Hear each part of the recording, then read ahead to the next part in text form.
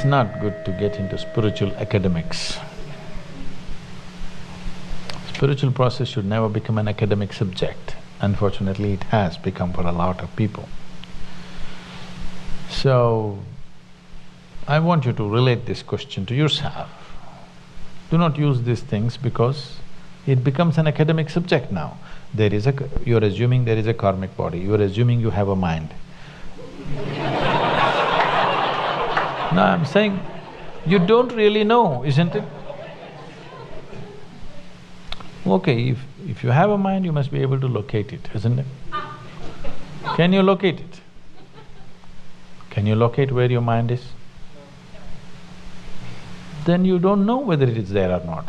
See, suppose you walk into this hall, this guy says, I'm in this hall.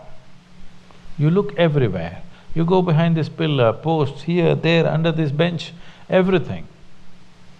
You don't find the guy. Do you have a doubt or no, whether this guy is in this room or not? Yes or no? This is the way, isn't it? So, you look wherever you want, there is no mind. Now, this is not just playing with words. You need to understand, if you want to explore this must come from your context, from the context of your experience of life. Only then it will come out well for you. Right now you're asking an academic question, anywhere you go the same thing, what is the nature of the Atman, what is the relationship between Atman and Paramatman? You've not seen Atman, you've not seen Paramatman. Why are you interested in the relationship?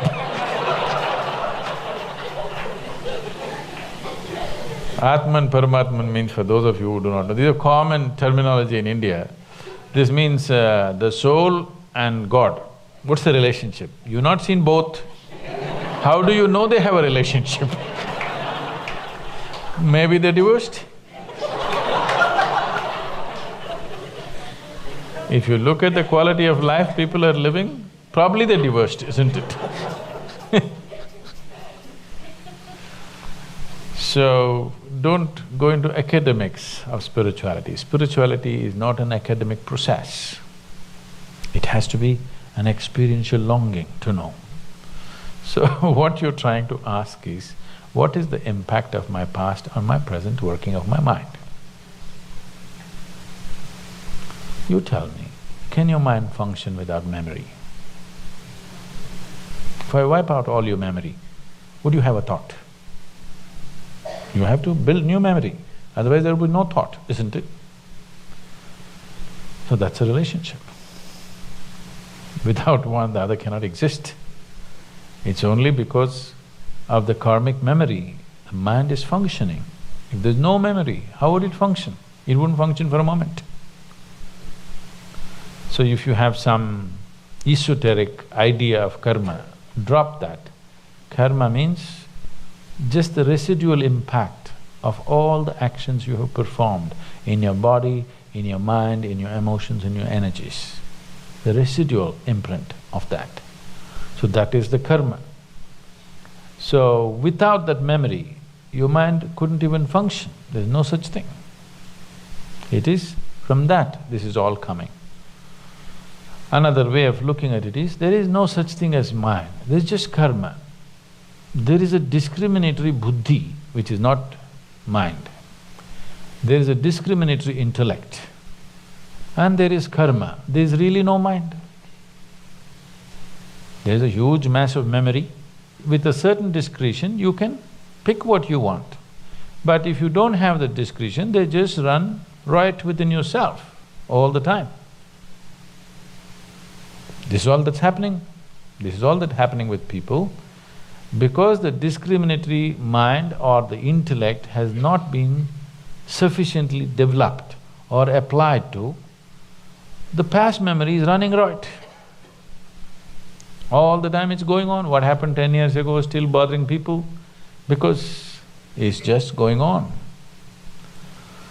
So, whatever ideas you may have, whatever intentions you may have, whatever ambitions you may have, the karma will overrun it because the necessary discrimination and awareness is not brought in. For this discretion, you need a certain level of awareness. Only if that is there, karma can be consciously used.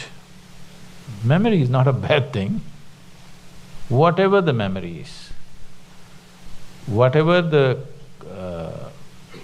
content of the memory, no memory is a bad thing. You remember something horrible, you remember something beautiful, you remember all kinds of things. This is not a problem. The problem is you do not have the necessary discretion to pick what you want when you want, isn't it? That's all it is, isn't it? So all the horrible things that have happened on the planet, usually only what horrible things that are happening, the news cameras go and take all this. It's on the film, it's stored somewhere in a computer. Is it biting you? No. If it is played here also, it need not bite you. Only if you react, it bites you, isn't it? The same thing here, it's all just stored and kept. If you react, it'll bite you. If you consciously use it, you can use it in so many different ways. It doesn't matter what is the recording. What your karma is not the problem. Are you able to… do you have the necessary awareness and discretion to employ this in the right sense or not? That's all it is.